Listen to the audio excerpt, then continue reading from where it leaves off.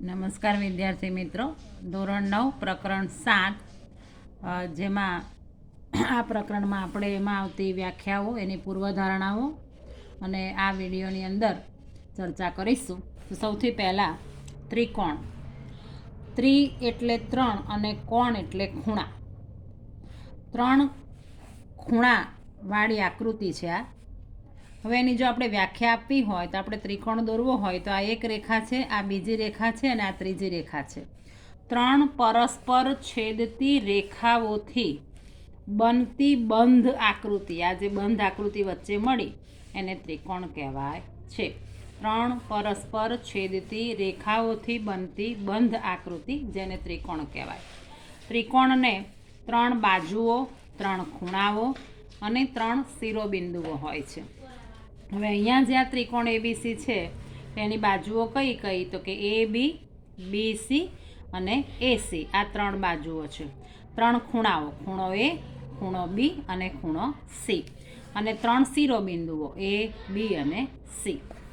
હવે આપણે આ પ્રકરણમાં આગળ શીખીએ એકરૂપ આકૃતિઓ. તો કે જેના આકાર અને કદ બંને સરખા હોય તેવી આકૃતિને એકરૂપ આકૃતિ કહેવાય.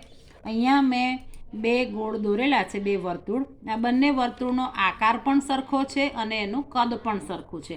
અહીંયા આપણે ઉદાહરણમાં જોઈએ, આ 10 રૂપિયાનો એક સિક્કો અને આ 10 રૂપિયાનો બીજો સિક્કો. હવે આ બંનેને આપણે આ 10 રૂપિયાનો એક સિક્કો છે અને 10 રૂપિયાનો બીજો સિક્કો છે, એટલે આ બંનેનો આકાર અને કદ બંને સરખા છે. બંનેને આપણે એકની ઉપર એક ગોઠવીએ તો એવી જ આપણને રચના મળે, એને આપણે એકરૂપ આકૃતિઓ કહેવાય. હવે સમરૂપ આકૃતિ કોને કહેવાય, તો કે જેના આકાર સરખા, આ બંનેના આકાર સરખા છે પણ કદ જુદા જુદા છે, નાનું મોટું છે, એટલે આપણે એને સમરૂપ કહીશું.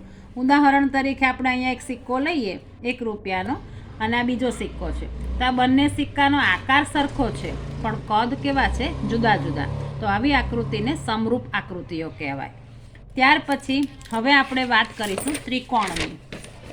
તો કે એકરૂપ ત્રિકોણ કોને કહેવાય, તો કે જે 2 ત્રિકોણની બાજુઓ અને ખૂણાઓ, ત્રિકોણની 3 બાજુઓ અને 3 ખૂણાઓ બંને સરખા હોય તો તેવા ત્રિકોણને એકરૂપ ત્રિકોણ કહેવાય. 3 બાજુઓ અને 3 ખૂણા સરખા હોય એવા ત્રિકોણને આપણે એકરૂપ ત્રિકોણ કહીશું.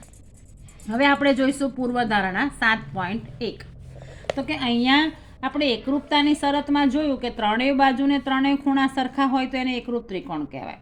હવે આપણે અલગ અલગ પૂર્વધારણાઓ જોઈશું કે 2 ત્રિકોણમાંથી બાજુ, ખૂણો, એક ત્રિકોણની બાજુ, ખૂણો અને બાજુ એ બીજા ત્રિકોણના બાજુ, ખૂણાઓ અને બાજુ સાથે સંગત હોય તો તે ત્રિકોણો એકરૂપ ત્રિકોણ કહેવાય.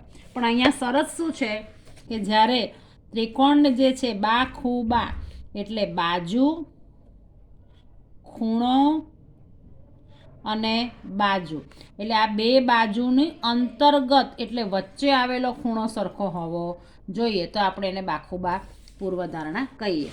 એવી જ રીતે છે ખૂ બાખું, તો કે એક ત્રિકોણના 2 ખૂણા અને અંતર્ગત બાજુ એ બીજા ત્રિકોણના અનુરૂપ ખૂણા અને અંતર્ગત બાજુ સમાન હોય તો આ 2 ત્રિકોણો એકરૂપ છે.